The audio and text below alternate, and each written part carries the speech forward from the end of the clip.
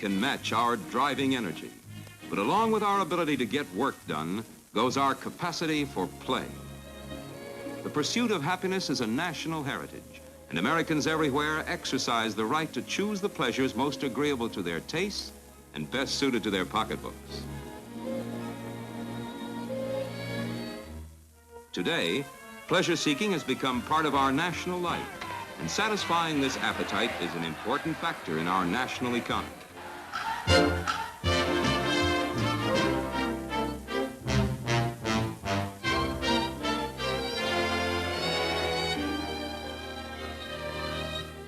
Few of us realize just how much this quest for more pleasurable living influences the things we do. It even patterns the clothes we wear and governs the friendships we make.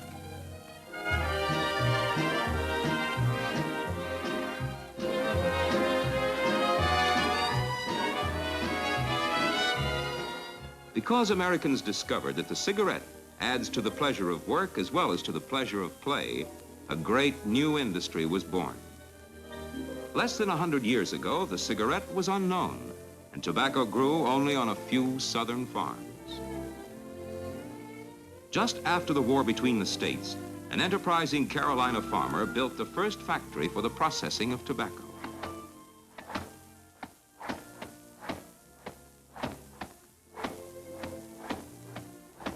It wasn't long before Washington Duke's packaged tobacco caught on, and neighbors for miles around were rolling their own.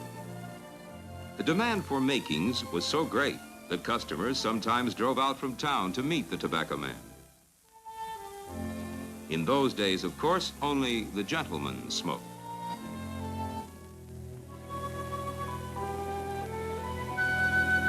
Today, the tobacco from which your cigarette is made grows in fields covering thousands of square miles. After the tobacco has ripened in the warm southern sun, it will be harvested.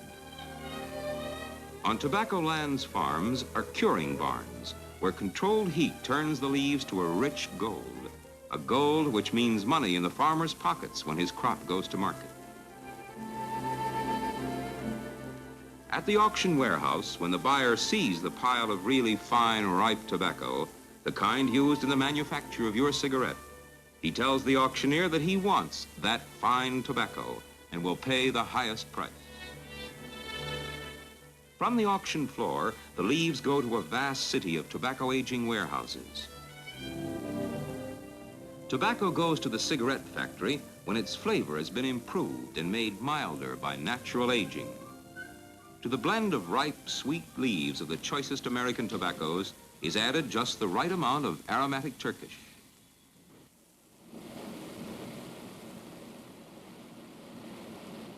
On its way to the cigarette making machines, the right combination of the world's best tobaccos is sliced into long, clean shreds.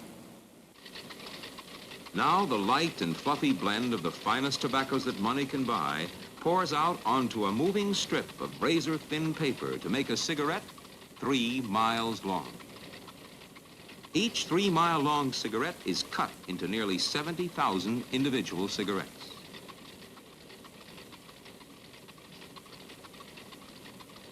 The actual growing and processing of tobacco provides a livelihood for millions of people, but many more share indirectly in the making of a cigarette. For example, almost 15 million packs of your cigarettes are made every day. On each pack sold in the United States, there is a little blue tax stamp. For each stamp, the manufacturer pays the United States Treasury 7 cents. Every day, one manufacturer alone pays a federal tax amounting to more than $1 million. Today's revenue may help strengthen the nation's defenses, Army, Navy, or Air Force. The check for tomorrow's tax stamps may be used in some part of a great public works project.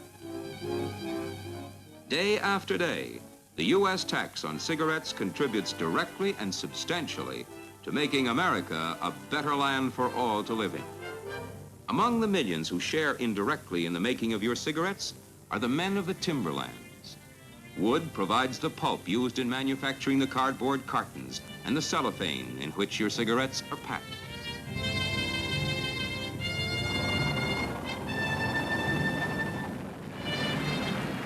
Western farmers grow flax for Tobaccoland's Augusta mill, where the world's finest cigarette paper is made. Many thousands help to keep your cigarettes moving toward their destination.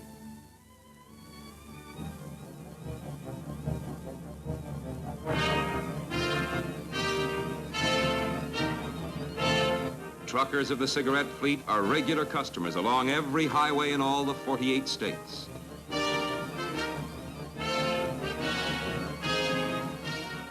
Your cigarettes travel first to 6,000 wholesale distributors and then on to more than 1 million retail outlets. Merchants know that whatever else they sell, a supply of cigarettes will be a convenience to their customers. By spending a small percentage of the cigarette dollar for sales promotion, the manufacturer popularizes his product and helps wholesaler and retailer increase sales and profits. This work is distributed among hundreds of thousands, from the boys who deliver magazines and newspapers to your favorite movie stars. Many artists who make our lives more pleasurable find that there's a common bond between their own profession and your cigarette.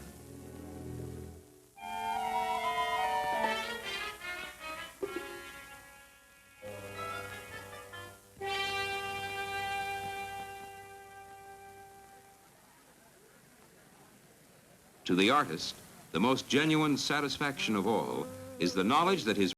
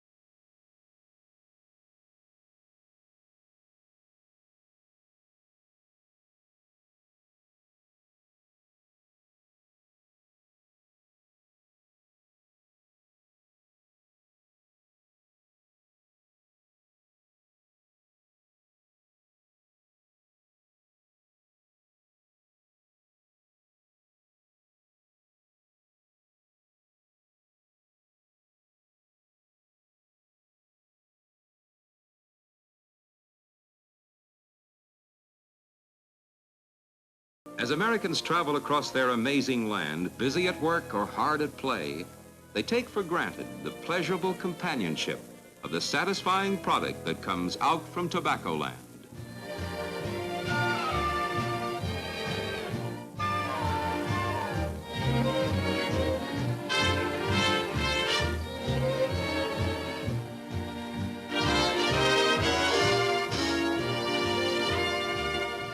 Within less than 100 years, the green fields of Tobaccoland have made a mighty contribution to the welfare and the happiness of the people of a great nation.